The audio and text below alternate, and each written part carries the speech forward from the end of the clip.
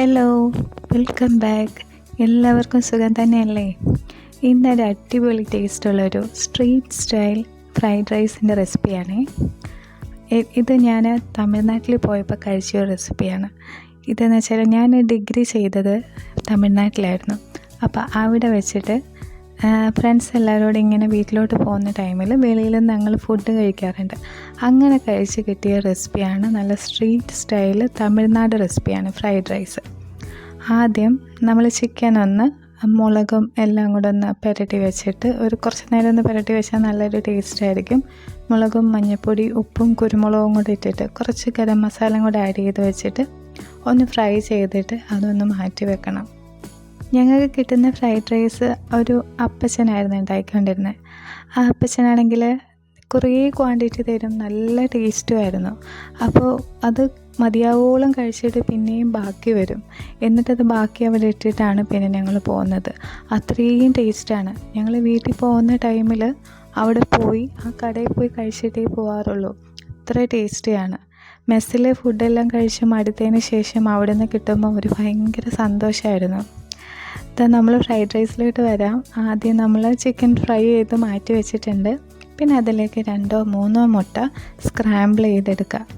മുട്ട കൂടുതലിട്ടാൽ ഒന്നുകൂടെ ടേസ്റ്റാണ്. അത് ഞങ്ങൾ അവിടെ അപ്പച്ചൻ ചെയ്യുന്നത് കണ്ടുകൊണ്ടിരിക്കുമായിരുന്നു. നല്ല സ്പീഡിലൊക്കെ ചെയ്യുമായിരുന്നു. അപ്പോൾ അതൊക്കെ കാണാൻ നല്ല രസമായിരുന്നു. അത് കഴിഞ്ഞ് ഞാൻ ആഡ് ചെയ്യുന്നത് സവോളയാണ്.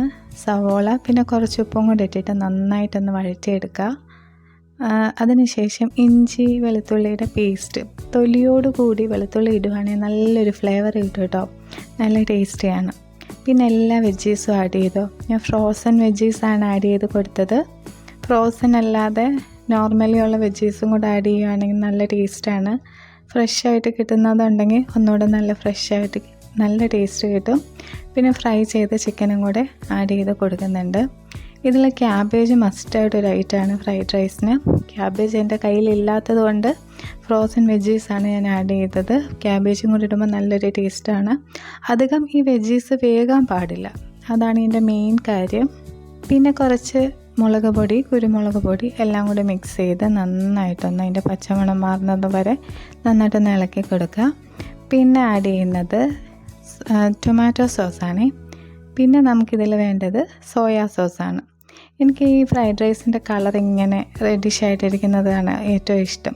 കുട്ടികൾക്കാണെങ്കിലും കളർ കാണുമ്പോൾ കഴിക്കാനൊരു ഇൻട്രസ്റ്റ് ആയിരിക്കും. അതുകൊണ്ട് ഞാൻ സോയാ സോസ് ഇച്ചിരി കൂടുതൽ ഒഴിച്ചു.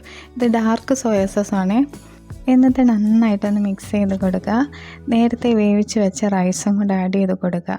ഈ റൈസാണെങ്കിൽ നല്ലതായിട്ട് ഇതിൽ കിടന്ന് നന്നായിട്ട് ഫ്രൈ ചെയ്ത് വരണം.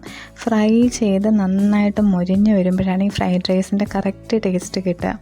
നമ്മൾ സോയാ സോസ് ഇച്ചിരി കൂടുതൽ ആഡ് ചെയ്തതുകൊണ്ട് ആ കളറ് അങ്ങനെ ഇരിക്കുന്നത്. ഈ കളർ ഇങ്ങനെ കാണുമ്പോൾ കഴിക്കാനും ഒന്ന് തോന്നും. അപ്പോൾ ഈ ഫ്രൈഡ് റൈസിൻ്റെ മെയിൻ കാര്യം വെജിറ്റബിൾസ് അധികം വേകാൻ പാടില്ല.